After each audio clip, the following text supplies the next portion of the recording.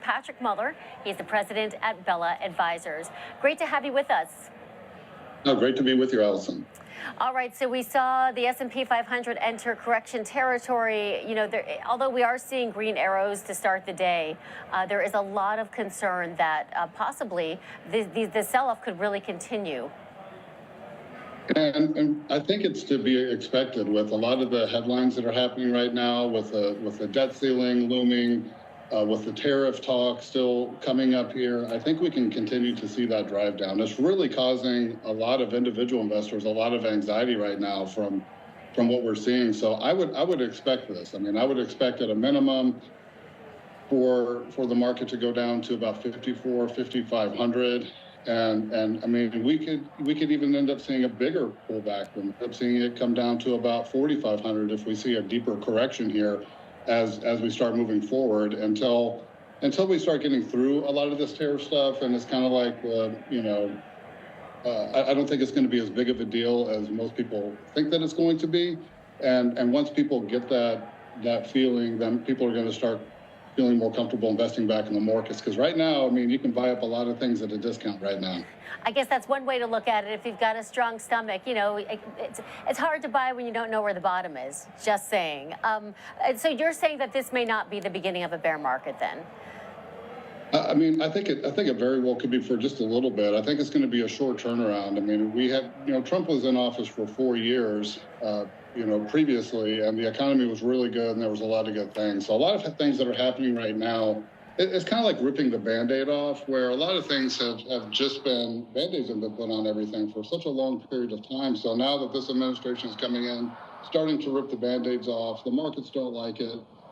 And, unless you're retiring right now, I don't think, people can ride through these ups and downs of the markets because the economy is strong. The earnings from these companies are strong. I mean, you take a company like Tesla, who's down 50%, long term, it's going to, you can start buying this stuff up at a discount. But I would say we haven't bottomed out yet. I think we still have a little ways to go before that's going to happen. But we need to start having some positive headlines to start driving the markets back up again. Yeah, or some outcomes that we can see from all this tariff activity. What do you think would be the outcomes after going through what the Trump administration is pretty much calling a detox transition stage?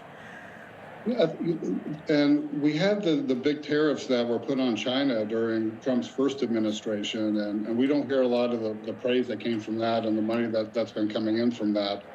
And I think that when it comes to these tariffs and detoxing, I mean, we need it. Our country has been bloated for years, right? And it's time we've been obese, and it's time to start going on a diet. And there's no easy way to do it. A lot of the stuff that's happening, there's no easy way to do it. But the good thing about this administration is they're pretty much telling you what's going to happen. I mean, they want to lower regulation, more pro-energy, more fair trade. So I think long term, I think it's going to be great. I think it's going to do just fine. But we're definitely going to go through some turbulent times where this year, with everything that's happening, it's been like a fire hose of information. It's going to be like being in a 12-round fight this year, where we're going to get beat up, but throughout the rest of the year, I think we're going to end up positive by the end of the year. All right, so we have the Fed meeting next week. There's a lot of expectation that the Fed will just pause, but do you feel that the Fed should be actually doing something, should be cutting? There's just a lot of talk about the Fed still being still being behind the curve on this. The Fed is typically always behind the curve, unfortunately, when it comes to a lot of this, and it's what drives a lot of this. So with the Fed, I think we can expect what we've been hearing, which is, we probably won't start seeing any rate cuts, I would bet, until the latter part of this year. And, I don't expect the treasuries to drop below 4% this year. So they're going to be slow rolling it. But the good news is that we're starting to see gas prices come down, the price of eggs coming down.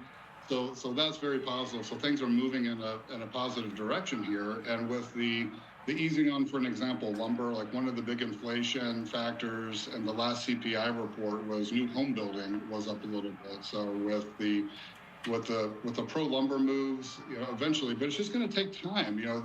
the country is like a big aircraft carrier, and it takes time, to steer and to turn that ship. So things are going to happen. It's just we need to be patient, and unfortunately the waters are getting volatile in the markets because of this. Yeah, some CEOs are already in their guidance explaining that they're concerned about consumer spending slowing down already. So let's see if we can all get through this detox period, on top. Patrick, thanks so much for your time. Patrick Mueller, president at Thank you, Mueller Alison. Advisors.